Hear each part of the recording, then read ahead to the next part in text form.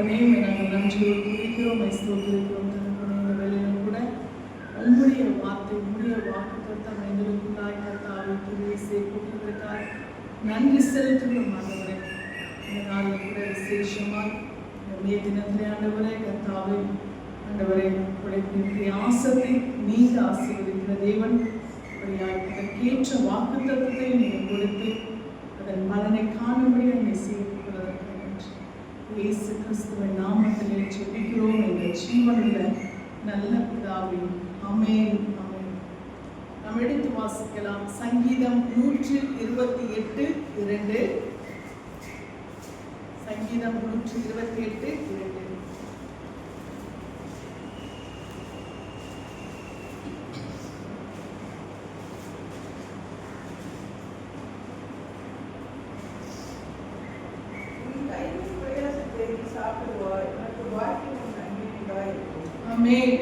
உன் கைகளின் பிரயாசத்தை நீ சாப்பிடுவாய், உனக்கு பாக்கியமும் நன்மையும் உண்டாயிருக்கும். ஆமென்.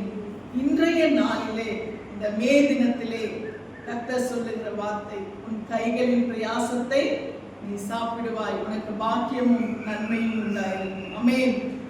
நம்முடைய கைகளின் பிரயாசத்தை கர்த்தர் ஆசீர்வதிக்கிறவராயிருக்கிறார். அல்லேலூயா. நம்முடைய கைகளின் கிரியைகளை கர்த்தர் ஆசீர்வதிக்கிறவராயிருக்கிறார். அன்றைய வசனம் இப்படியாய் சொல்லுகிறது, உன் ஆகாரத்தை தண்ணீர்களின் மேல் போடு, அநேக நாட்களுக்கு பின்பு நீ அதன் பலனை காண்பாய் என்று சொல்லி. அப்போ எதுவுமே பிரயாசப்படாமல் நமக்கு கிடைக்காது. அல்லேலூயா. உழைக்காமல் எதையுமே நாம் பலனை பெற்றுக்கொள்ள முடியாது. எல்லாவற்றிலுமே பிரயாசம் இருக்கிறது, எல்லாவற்றிலுமே உழைப்பு இருக்கிறது. ஆனால் அதனுடைய பலனை நாம் என்ன பண்ண முடியாது, உடனே என்ன பண்ண முடியாது, பார்க்க முடியாது. ஆனால் அந்த பிரயாசத்துக்கு, அந்த உழைப்புக்கான பலன் நிச்சயமாய் நமக்கு கிடைக்கும். அல்லேலூயா. நாம் எதற்காக பிரயாசப்படுகிறோமோ, எதற்காக ஓடுகிறோமோ, எதற்காக உழைக்கிறோமோ, அதனுடைய பலனை கர்த்தர் நிச்சயமாய் நமக்கு கொடுக்கிறவராய் இருக்கிறார். அல்லேலூயா. நம்முடைய கைகளின் பிரயாசத்தை கர்த்தர் நிச்சயமாய் நமக்கு அவர் ஆசீர்வதித்து கொடுக்கிற தேவனாய் இருக்கிறபடினாலே நம்முடைய கைகளின் பிரயாசத்தை நாம் சாப்பிடுகிறவர்களாய் காணப்படுகிறோம். ஆமென். பவுல் இப்படியாய் சொல்லுகிறார், நான் என்னுடைய பிரயாசத்துக்கு, என்னுடைய தேவைகளுக்கு நான் என்ன பண்றேன், நான் உழைக்கிறேன் அப்படின்னு சொல்லிட்டு சொல்றாரு இல்லையா. இன்றைக்கும் அப்படித்தான் நம்முடைய வாழ்க்கையின் காரியங்கள் காணப்பட்டு கொண்டிருக்கிறது. நம்முடைய வாழ்வாதாரத்துக்கு உழைக்கலாம் தான் நாங்களும் உழைக்கிறோம் இல்லையா, பிரயாசப்பட்டு தான் சாப்பிடுறோம். அப்ப ஆண்டவர் அந்த கைகளின் பிரயாசத்தை அவர் நிச்சயமா அவர் என்ன செய்கிறார், பார்க்கிறார். பிரயாசத்தை அவர் பார்த்து அதை என்ன செய்கிறார், அவர் ஆசீர்வதிக்கிறவராய், அதன் பலனை அவர் கொடுக்கிறவராய் இருக்கிறார். ஆமென். அந்த பிரயாசத்தின் பலனை நாம் என்ன செய்கிறோம், கர்த்தர் நமக்கு கொடுத்த அந்த உழைப்பின் பலனை, பிரயாசத்தை நாம் கர்த்தருக்கு நன்றி செலுத்தி நாம் என்ன பண்றோம், ஆண்டவரே நீங்க மாதமெல்லாம் நடக்கிறதுக்காக உங்களுக்கு நன்றி செலுத்தணும்னு சொல்லி அவருடைய சமூகத்தில் நாம் என்ன செய்கிறோம், நாம் அவருக்காய் நாம் அதை செலுத்துகிறவர்களாய் இருக்கிறோம். அப்போ ஆண்டவர் நம்முடைய கைகளின் பிரயாசத்தை நமக்கு ஆசீர்வதித்து நம்மை அவர் வழி நடத்துகிற தேவனாய் இருக்கிறார். ஆமென். உனக்கு பாக்கியமும் நன்மையும் உண்டாயிருக்கும். நிச்சயமாய் உழைத்தால் அதற்கு பலன் என்னது, பாக்கியமும் நன்மையும். அல்லேலூயா. உழைக்கிறதற்கான பலன் நிச்சயமாய் நமக்கு உண்டு. ஆமென். உழைக்கிறதற்கான அந்த அதனுடைய அந்த எஃபர்ட்டுக்கான அந்த பலன் நிச்சயமா நமக்கு கிடைக்கும். அல்லேலூயா. உனக்கு பாக்கியமும் நன்மையும் உண்டாயிருக்கும் என்று சொல்லி கர்த்தர் சொல்லுகிறார். ஆமென். நாம் யாத்திராகமத்திலே நாம் வாசிக்கும் பொழுது 23ஆம் அதிகாரத்தின் 25ஆம் வசனத்திலே கர்த்தருடைய வசனம் இப்படியாய் சொல்லுகிறது. யாத்திராகமம் 23:25.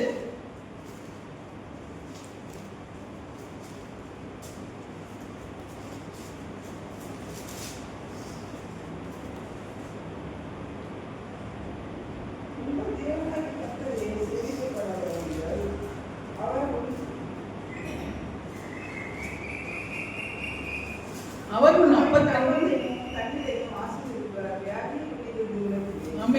உன் அப்பத்தையும் உன் தண்ணீரையும் ஆசீர்வதிப்பார், வியாதியை உன்னிலிருந்து விலக்குவேன். அல்லேலூயா. உனக்கு பாக்கியமும் நன்மையும் உண்டாயிருக்கும் என்று சொல்லி கர்த்தருடைய வசனம் சொல்லுகிறது.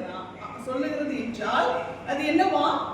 அப்பமும் தண்ணீரும் நமக்கு ஆசீர்வதிக்கப்பட்டிருக்கும். நம்முடைய பிரயாசத்தின் பலன் நமக்கு ஆசீர்வாதமாய் இருக்கும். ஹல்லேலூயா. நாம் ஒரு பிரயாசத்தை நாம் போடும் பொழுது, நாம் நம்முடைய உழைப்பை நாம் கொடுக்கும் பொழுது, கர்த்தர் அதிலே நம்முடைய ஆசீர்வாதத்தை விலக பண்ணுகிறார். ஹல்லேலூயா.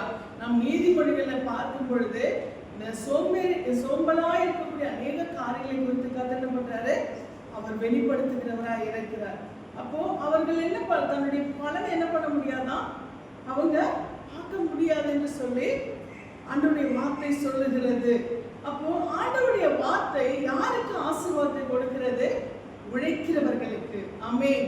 கர்த்தர் ஆண்டவர் எந்த ஒரு பிரயாசமா இருந்தாலும் அதிலே நாம் நம்முடைய உழைப்பை நாம் வெளிப்படுத்தும் பொழுது கர்த்தர் செய்கிறார், அதை ஆசீர்வதிக்கிறவராய் இருக்கிறார். அதிலே நமக்கு பலனை கொடுக்கிறவராய் இருக்கிறார்.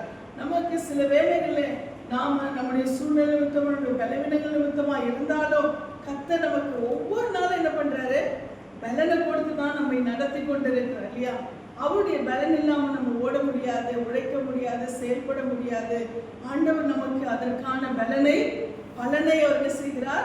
அவர் கொடுக்கிறவராய் இருக்கிறார். அப்போ ஆண்டவர் உன் அப்பத்தையும் உன் தண்ணீரையும் ஆசீர்வதிப்பார், வியாதியை உன்னிலிருந்து விலக்குவேன் என்று சொல்லுகிறார். ஹல்லேலூயா.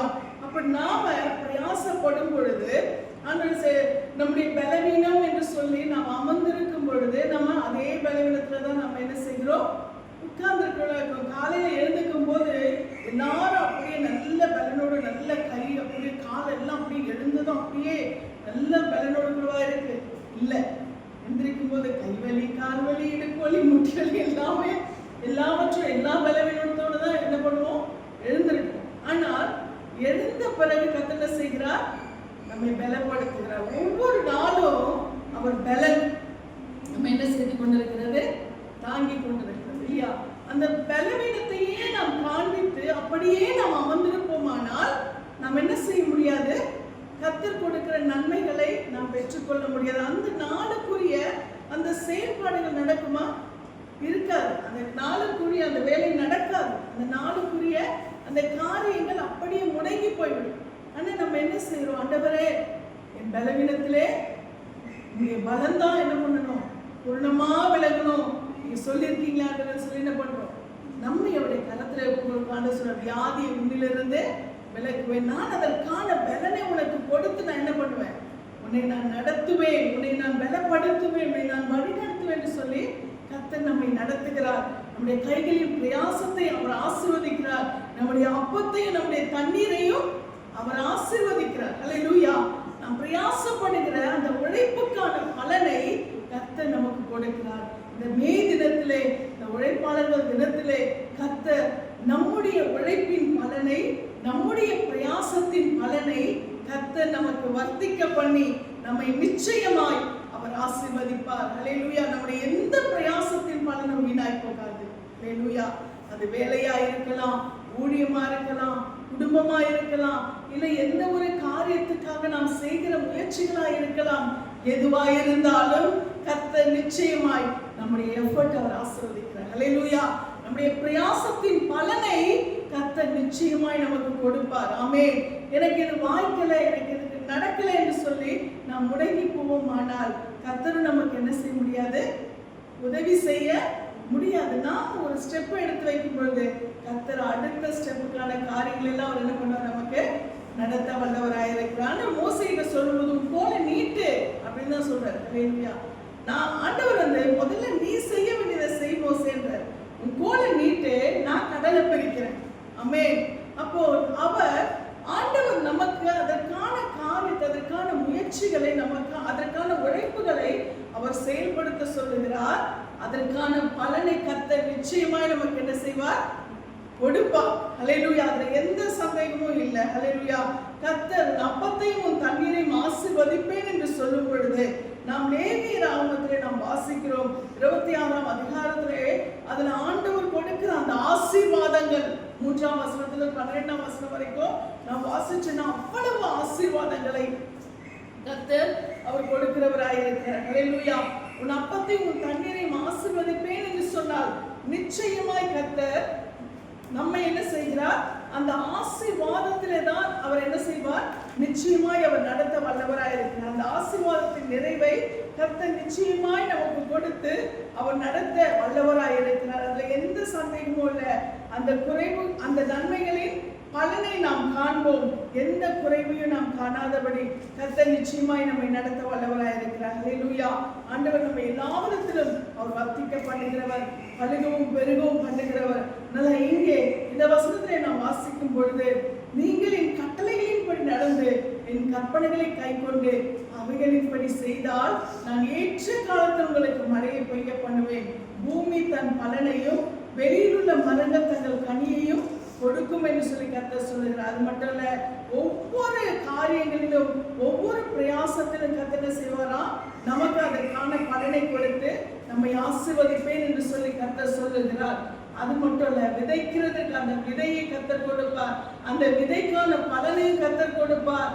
நாம எல்லா விதத்திலும் கர்த்தர் சொல்ற, நீங்கள் உங்கள் அப்பத்தை திருப்தியாக சாப்பிட்டு உங்கள் தேசத்தில் சுகமாய் குடியிருப்பீர்கள், தேசத்தில் சமாதானம் கட்டளையிடுவேன், தத்தளிக்க பண்ணுவார் இல்லாமல் தேசம் படுத்துக் கொள்வீர்கள், துஷ்ட மிருகங்களை தேசத்தில் இராதபடிக்கு ஒழிய பண்ணுவேன், பட்டயம் உங்கள் தேசத்தில் உலாவதில்லை, உங்கள் சத்துருக்களை துரத்துவீர்கள், அவர்களும் முன்பாக பட்டயத்தால் விழுவார்கள், உங்களில் 5 பேர் 100 பேரை துரத்துவார். இப்படி எல்லாம் ஆண்டவர் பண்றாரு.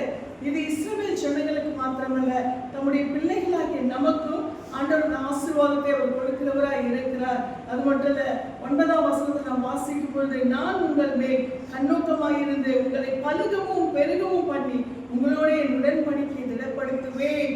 போன வருஷத்து பழைய தானியத்தை சாப்பிட்டு புதிய தானியத்துக்கு இடம் உண்டாகும்படி பழையதை விலக்குவீர்கள். உங்கள் நடுவில் என் வாசஸ்தலத்தை ஸ்தாபிப்பேன், என் ஆத்துமா உங்களை ஆலோசிப்பதில்லை, நான் உங்கள் நடுவிலே உலாவி உங்கள் தேவனாய் இருப்பேன், நீங்கள் என் ஜனமாயிருப்பேன் என்று சொல்லுகிறார். ஹல்லேலூயா. கர்த்தர் நம்முடைய அப்பத்தை நம்முடைய தண்ணீரையும் ஆசீர்வதிக்கும் பொழுது, போன வருஷத்து தானியத்தை சாப்பிட்டுனா அப்படின்னா என்ன அர்த்தம்? போன மாசத்து பிரயாசம் நமக்கு மீதி கிடைக்கும். ஹல்லேலூயா. சாப்பிட்டு கர்த்தர் என்ன செய்வானா? மீதம் எடுக்கும்படியாய் செய்வார். அது நமக்கு கர்த்தர் கொடுக்கிற ஒரு பெரிய ஆசீர்வாதம் இல்லையா? அப்ப நாம ஒரு பிரயாசத்தை படுகிறோம் என்று சொன்னால், அந்த அநேக சொல்லுவாங்க, 5 தேதி கூட ஆக மாட்டேங்குது, எப்படிதான் காணாம போதோ தெரியல வருமானம். ஆனால் ஆளுடைய வசனம் என்ன சொல்லுகிறது? போன வருஷத்து பலனை நீங்க சாப்பிட்டு நீங்க அதை என்ன பண்ணுவீங்க?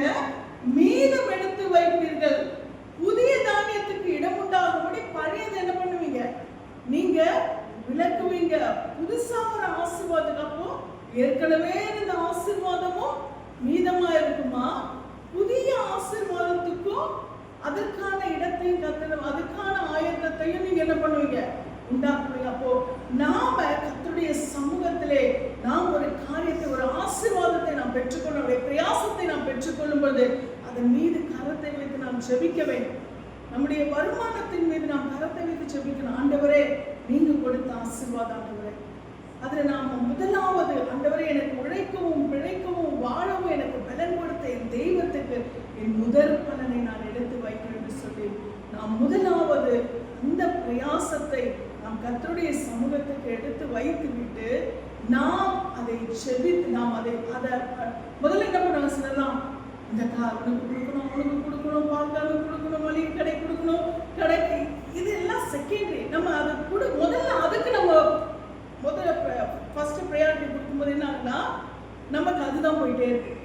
மாசம் முழுக்க நமக்கு அதுக்கு, மாதம் முழுக்க நமக்கு அதுக்கு கொடுக்கணும், இதுக்கு கொடுக்கணும், கடன் கொடுக்கணும், இப்படியே தான் நமக்கு என்ன செய்யும்? அந்த காரியங்கள் கடந்து போய்கொண்டே இருக்கு.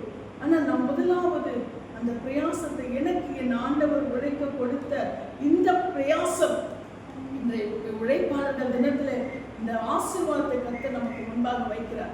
இன்றைக்கு ஆண்டவர் எனக்கு கொடுத்த மாதம் முழுக்க எனக்கு உழைக்க என் ஆண்டவர் கொடுத்த பலன், ஆண்டவர் கொடுத்த சக்தி, ஆண்டவர் கொடுத்த சாணி, ஆண்டவரே என்னை ஆசீர்வதிங்க, பழுவும் பெருகும் பண்ணுங்கன்னு சொல்லி நீங்க எனக்கு கொடுத்ததுனாலதான் நான் இதன் பலனை நான் பெற்றிருக்கிறேன், நீங்க எனக்கு பலன் கொடுத்ததுனால தான் நான் உழைக்கிறேன் என்று சொல்லி நாம் அந்த பிரயாசத்தின் மீது கரத்தை வைத்து ஜெபித்து முதலாவது என்ன பண்ணணும்? அதை ஆண்டவருக்கு நாம் என்ன செய்யணும்? எடுத்து வைக்கிறோம். முதல் பலனை ஆண்டவருக்கு நாம் விதைக்கும் பொழுதுதான் நம்ம எப்படியா இருப்போம்? கடன் இல்லாமல் இருக்கும். வியாதிக்கு நம்ம டாக்டர் இடத்துல கொடுக்காமல் நாம் என்ன செய்வோம்? நம்முடைய ஆசீர்வாதம் கைகளின் பிரயாசத்தை கர்த்தர் என்ன சொல்றாரு? கைகளின் பிரயாசத்தை டாக்டர் சாப்பிடுவார் அப்படியே சொல்லியிருக்கு. உன் கைகளின் பிரயாசத்தை கடன் கொடுத்தவர்கள் சாப்பிடுவார்கள் அப்படியே சொல்லியிருக்காரு. உன் கைகளின் பிரயாசத்தை நீ சாப்பிடுவாய். ஹல்லேலூயா. நம்முடைய கைகளின் பிரயாசத்தை நாம் சாப்பிடணும்னு சொன்னா நாம் அந்த கைகளின் பிரயாசத்தை கொடுத்தவருக்கு நாம் முதலாவது அந்த மகிமையை நாம் செலுத்த வேண்டும். ஹல்லேலூயா. அதை நாம் அந்த காரியத்தை முதலாவது நாம் செலுத்தி விட்டு நாம் நம்முடைய காரியங்களை பார்க்கும்போது நிச்சயமா சொல்றேன், ஆண்டவர் ஒரு நாளும் விட மாட்டார். ஹல்லேலூயா. உண்மையாக இந்த வாழ்க்கை எந்த என்ன சொல்றது ஊழியத்தின் பாதை நாங்கள் ரொம்ப உச்சத்தை கூட நாங்கள் சந்திச்சிருக்கோம். கஷ்டத்தின் உச்சத்தை நாங்கள் சந்தித்திருக்கோம். ஆனால் ஒரு நாள் கூட ஆண்டவர் பண்ணதில்லை, குறைவுபட விட்டதே இல்லை. ஒரு நாள் கூட ஆண்டவர் எந்த சூழ்நிலையிலுமே எந்த காரியத்திலும் ஆண்டவர் பண்ணல, குறைவுபட விட்டதில்லை. எந்த ஒரு காரியத்திலும் எந்த ஒரு சூழ்நிலையிலும் ஆண்டவர் நம்முடைய பிரயாசத்தின் பலனை ஆண்டவர் வீணாக விட்டது கிடையாது. ஹல்லேலூயா. ஏனென்றால் ஆண்டவர் சொல்லுங்க, ஏன்னா அந்த ஒரு சின்ன சின்ன காரணம் இது எங்களுடைய வாழ்க்கையை நான் சாட்சியாக சொல்ல முடியும். நாங்கள் ஃபர்ஸ்ட் எங்க வாழ்க்கையை ஆரம்பிக்கிற அந்த முதல் வாழ்க்கை நாங்கள் ஆரம்பித்த அந்த நாளில் கூட ஆரம்பத்தில் கொடுத்த அந்த சின்ன பிரயாசத்துல கூட முதலாவது ஆண்டவருக்கு மகிமை செலுத்தி அதற்குரிய பலனை எடுத்து வச்சுட்டு தான் அதுக்கப்புறம் நாங்கள் இந்த காரியம் இல்லைன்னா கூட இல்லைன்ற சூழ்நிலை வந்தா கூட ஆண்டவருக்குரிய காரியத்தை ஒரு நாளும் கை வைத்தது கிடையாது. அப்போ ஆண்டவர் அன்னையிலிருந்து இன்னைக்கு வரைக்கும் ஆண்டவர் பண்ணிட்டு இருக்காரு. அவர் குறைவில்லாம தான் நடத்திட்டு இருக்காரு. ஒரு நாளும் எந்த சூழ்நிலையிலும் ஆண்டவர் ஒரு காரியத்துக்கு ஆண்டவர் நம்ம வெளியில போயிட்டு நம்ம எந்த ஒரு காரியத்துக்கும் நம்ம கஷ்டப்படும்படி ஆண்டவர் விட்டது இல்லை. ஹல்லேலூயா. நீங்க பிராக்டிஸ் பண்ணி பார்த்தீங்கன்னா நிச்சயமா அது உங்களுக்கும் தெரியும். ஹல்லேலூயா. அப்ப ஆண்டவர் சொல்லுகிற காரியம், ஆண்டவர் கைகளின் பிரயாசத்தை நீ சாப்பிடுவார். ஹல்லேலூயா. அப்ப நிச்சயமா நம்முடைய கைகளின் பிரயாசத்தை நாம் சாப்பிடும்படியாய் கர்த்தர் நமக்கு அந்த ஆசீர்வாதங்களை நமக்கு கொடுக்க அவர் வல்லவராய் இருக்கிறார். ஆமென். நாம் அந்த காரியத்தில் நாம் கர்த்தருக்கு உண்மையா இருக்கும் பொழுது நம்முடைய பிரயாசங்களின் பலனை நாம் எல்லா விதத்திலும் நம்ம வந்து என்ன செய்ய, நம்ம வந்து முதலாவது நம்ம ஒரு டெடிகேஷன் பண்ணணும். நம்ம என்ன பண்ணோம், நான் வந்து இந்த காரியத்துல இன்னையிலேருந்து ஆண்டவரே நான் நிச்சயமா என்ன பண்ண மாட்டேன், நான் வந்து இருக்கிறதை வைத்து நான் அதிலே அந்த ஆசீர்வாதத்துல நான் சந்தோஷப்படுவேன். இருக்கிறதுல இந்த மாசம் என் கையில என்ன இருக்கோ அதை வச்சுதான் நான் செலவு பண்ணுவேன். என் கையில என்ன இருக்கோ அதை வச்சுதான் நான் என்ன பண்ணுவேன், என் காரியங்களை பார்ப்பேன். என்கிட்ட என்ன இருக்கோ அதை வச்சுதான் இதற்குள்ள நான் என்ன செய்ய முடியுமோ அதற்கான பலனை நீங்க தான் பிரயாச பலனை நீங்க தானே கொடுத்துருக்கீங்க. இதற்கான பலனையும் எனக்கு இந்த மாதத்தை முழுவதும் நான் செயல்படுத்துகிறதுக்கு இதற்கான பலனை நீங்க தான் கொடுக்கணும். இன்னைக்கு நான் வந்து நீங்க சொல்லிருக்கீங்களா வசனத்துல, பழையதை நீ என்ன பண்ணுவ, பழைய போன வருஷத்தின் பலனை நீ வச்சு போன மாதத்தின் பலன், அப்போ போன மாதத்தின் பலனை நீ மீதி வச்சிருப்ப நீங்க சொல்லிருக்கீங்களா ஆண்டவரே. அப்ப நீங்க என்ன பண்ணுவீங்க, அப்படியா நீங்க ஆசீர்வதிப்பீங்க. அப்ப நாம அதற்கு முதலாவது நாம் கர்த்தரை கனப்படுத்தும் பொழுது, கர்த்தரை மகிமைப்படுத்தி நாம் அந்த காரியத்தை நாம் எடுத்து வைத்து நாம் செயல்படுத்தும் பொழுது நிச்சயமாய் கர்த்தர் நீங்க என்ன வேணாலும் நீங்க ஒரு 10 ரூபாவது அதை நீங்க மீதி எடுத்து வைப்பீங்க. ஹல்லேலூயா. ஒரு வைராக்கிய வைங்க, என்னுடைய பிரயாசத்துல அது என்ன குறைவா என்ன சின்ன பிரயாசமா இருந்தா கூட இன்னைக்கு இந்த மாசத்துல ஒரு 10 ரூபாயாச்சும் அந்த பிரயாசத்தை நான் எடுத்து வைக்கணும். அப்படி நீங்க செய்ய செய்ய செய்ய கர்த்தர் நிச்சயமா என்ன பண்ணுவார் தெரியுமா, உங்களை ஆசீர்வதித்துக் கொண்டே இருக்கும். அப்ப அந்த பலனும் நம்ம வந்து அது நம்ம எப்படி நம்ம அந்த மாதம் ஒரு என்ன சொல்றீங்க, ஒரு ஆலோசனையை எடுத்துக்கலாம், ஒரு வேதத்திலே ஆண்டவர் கொடுக்கிற ஒரு வழிநடத்தலாம் நீங்க எடுத்துக்கலாம். ஆனா இது நமக்கு நன்மையா தீமையா? நன்மைதான் இல்லையா? நீங்க தேவனுடைய கரத்துல ஒப்பு கொடுங்க. நிச்சயமாய் கர்த்தர் நிச்சயமாய் சொல்லுகிறேன், அவர்களை ஆசீர்வதிக்கிறோம். கைகளின் பிரயாசத்தை நீ சாப்பிடுவாய் என்று சொல்லி ஆண்டவர் நம்மை ஆசீர்வதிக்கிறவரா இருக்கிறார். ஹல்லேலூயா. அப்ப நம்மை கர்த்தர் நிச்சயமாய் அந்த ஆசீர்வாதத்தின் பலனை அவர் காணும்படியாய் செய்வார். அதே போல உபாகமம் 28ஆம் அதிகாரத்தில் நீங்க பார்த்தீங்கன்னா அந்த 1-14 வரைக்குமாய் அதே ஆசீர்வாதங்களை கர்த்தர் செய்கிறார். அந்த உபாகமத்தின் 28ஆம் அதிகாரத்திலும் கர்த்தர் நமக்கு கொடுத்திருக்கிறார். உபாகமம் 28ஆம் அதிகாரத்திலே கர்த்தர் சொல்லும் பொழுது அந்த ஆசீர்வாதங்களை நிறைவே நமக்கு எவ்வளவாய் அவர் கொடுக்கிறார் சொல்லி நாம் பார்க்கும் பொழுது கர்த்தர் நம்மை மானாக்காமல் தலையாக்கி கீழாக்காமல் மேலாக்குவான்னு சொல்லி நமக்கு சொல்லப்பட்டிருக்கிறது. எனக்கு நேரம் இல்லை, அதனால இந்த வசனங்களை முழுமையாய் வாசிக்க முடியவில்லை. ஆனால் ஆண்டவர் அந்த ஆசீர்வாதங்களை எல்லாம் கொடுத்திருக்கிற ஆசீர்வாதங்களை நீங்க வாசிச்சீங்கன்னா அவ்வளவு நிறைவா இருக்கும். அல்லேலூயா. கர்த்தர் தம்முடைய பிள்ளைகளை ஒரு நாளும் அவர் குறைவுபட படைக்கவே இல்லை. அவர் ஒரு நாள் நம் தீமையை அனுமதிக்கிறதுக்கு நம்மை படைக்கவே இல்லை. நமக்கு அவர் கொடுக்கிறது எல்லாமே எதற்குதான்? நம்ம நன்மையா இருக்கும்படிதான் நமக்கு எல்லாவற்றையும் கொடுத்திருக்காது. இவங்க எல்லாவற்றையும் படைத்து அது நல்லது என்று கண்டாராம். அந்த நல்லதை நீங்கள் அனுபவிங்கள் என்று சொல்லி கர்த்தர் சொன்னார். அல்லேலூயா. அப்ப அப்படித்தான் நமக்கு எல்லாவற்றையும் அவர் கொடுத்திருக்கிறார். நல்ல ஈவுகளை கொடுக்க அறிந்த நல்ல தகப்பன். அல்லேலூயா. அப்ப அந்த நல்ல தகப்பனுடைய நல்ல ஈவுகளை நாம் அதை என்ன செய்யணும்? நாம் அதை பயன்படுத்திக் கொள்வதாய் நாம் காணப்பட வேண்டும். இன்றைக்கு இந்த நாளிலும் கூட கர்த்தர் நமக்கு கொடுத்திருக்கிற இந்த வாக்குத்தத்தத்தை நாம் பிரயாசத்தை நாம் இந்த பலனை நாம் அனுபவிக்கிறதாய் நாம் காணப்பட வேண்டும். பவுல் இப்படியா சொல்ல, இது மட்டும் இல்ல, நம்முடைய பிரயாசம் நித்திய ராஜ்யத்துக்குரிய பிரயாசத்திலும் நாம் எப்படி இருக்கணுமா? நாம் கர்த்தருக்குள்ளாய் பலனுள்ளவர்களாய் இருக்கணும். பவுல் இப்படியாய் சொல்லுகிறார், நாம் வீணாய் ஓடினதும் வீணாய் பிரயாசப்பட்டதும் இல்லை என்ற நம்பிக்கை எனக்கு இருக்கிறது. அல்லேலூயா. ஏனென்றால் பவுல் தனக்கு கொடுத்த அந்த உத்தரவாதத்திலே அவர் எல்லாவற்றிலும் கர்த்தருக்கு உண்மையாய் ஓடினார். அவர் தன்னுடைய ஓட்டத்திலே தேவனுடைய ராஜ்யத்துக்கு ஓடுகிற காரியத்தில் அவருடைய ஓட்டத்தை என்ன பண்ணலையா? அவர் வீணாய் ஓடவில்லை. இன்றைக்கு இந்த ரட்சிப்புக்குள்ளாய் இருக்கிற தேவ பிள்ளைகளாய் இருக்கிற நாமும் நம்முடைய ஓட்டத்தை நாம் என்ன பண்ணல? வீணாய் ஓடிக்கொண்டிருக்கவில்லை. அல்லேலூயா. நாம் வீணாய் பிரயாசப்படவும் இல்லை. ஆமென். நாம் இன்றைக்கு ஆண்டவரை தேடிக்கொண்டிருக்கிறோம், ஆராதித்துக் கொண்டிருக்கிறோம் சொன்னால் அது வீணான பிரயாசமா? இல்லை. அல்லேலூயா. நம் கர்த்தருடைய சமூகத்தில் நம்முடைய நேரத்தை செலவிட்டுனா அது வீணான பிரயாசமா? இல்லை. அல்லேலூயா. நாம் வீணாக ஓடல, வீணாய் பிரயாசப்படல. நாம் இந்த சூழ்நிலையில நாம் கர்த்தரை தேடுகிறோம் என்று சொன்னால் நாம் அந்த மகிமை ராஜ்யத்தை பிரயோஜனப்படுத்திக் கொள்ள, அந்த நித்திய ராஜ்யத்துக்கான அந்த பரம அழைப்பின் பந்தய பொருளை பெற்றுக்கொள்ளுகிறதற்காக நாம் என்ன செய்கிறோம்? நாம் இந்த ஓட்டத்தை ஓடிக்கொண்டிருக்கிறோம். அதனால இந்த நாளிலும் கூட நாம் இந்த பூமிக்குரிய பிரயாசத்தை நாம் படுகிறவர்களா இருந்தாலும், நம்முடைய காலத்தில் நம்முடைய உழைப்பின் பலனை நாம் வெளிப்படுத்துவர்களா இருந்தாலும், நாம் தேவனுடைய ராஜ்யத்துக்காக நாம் பிரயாசப்படுகிறவர்களா இருந்தாலும், ஓடுகிறவர்களா இருந்தாலும் எதுவுமே என்னல்ல, வீணானது இல்லை. அல்லேலூயா. அந்த பலனை, அந்த மகிமையை கர்த்தர் நிச்சயமாய் நமக்கு கொடுக்க வல்லவராய் இருக்கிறார்.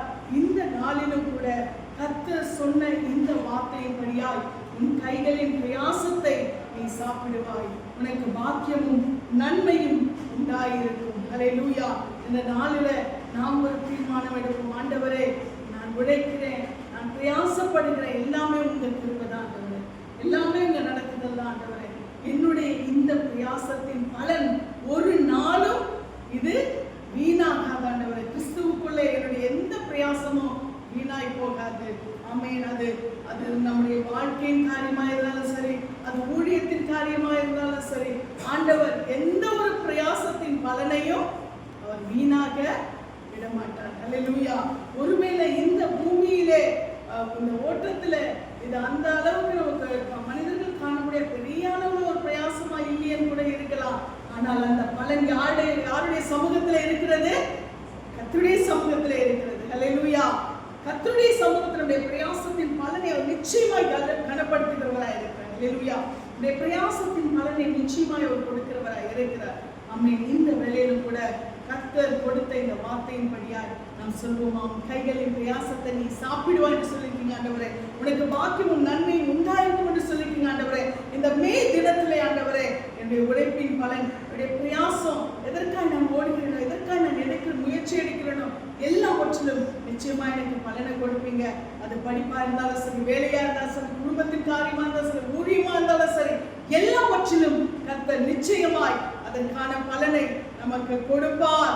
கைகளின் பிரயாசத்தை நமக்கு கொடுப்பார். நமக்கு பாக்கியமும் நன்மையும் உண்டாயிருக்கும். நம்முடைய பிரயாசத்தை நாம் போடுவோம். கர்த்தர் நிச்சயமாய் அதற்கான பலனை நமக்கு கொடுப்பார். இந்த மே மாதத்துல நீங்க ஒரு தீர்மானத்தை எடுங்க.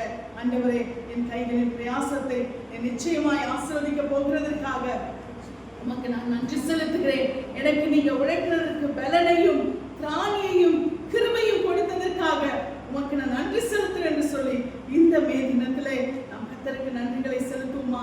இந்த மே மாதம் உழைப்பாளர்களுக்குரிய ஒரு மாதம். இந்த மாதத்திலே கர்த்தர் நம்முடைய பிரயாசத்தின் பலனை நம்முடைய வாழ்நாள் முழுவதும் நாம் அதை அனுபவிக்கும்படியாக கர்த்தர் நிச்சயமாய் நம்மை ஆசீர்வதிப்பார்.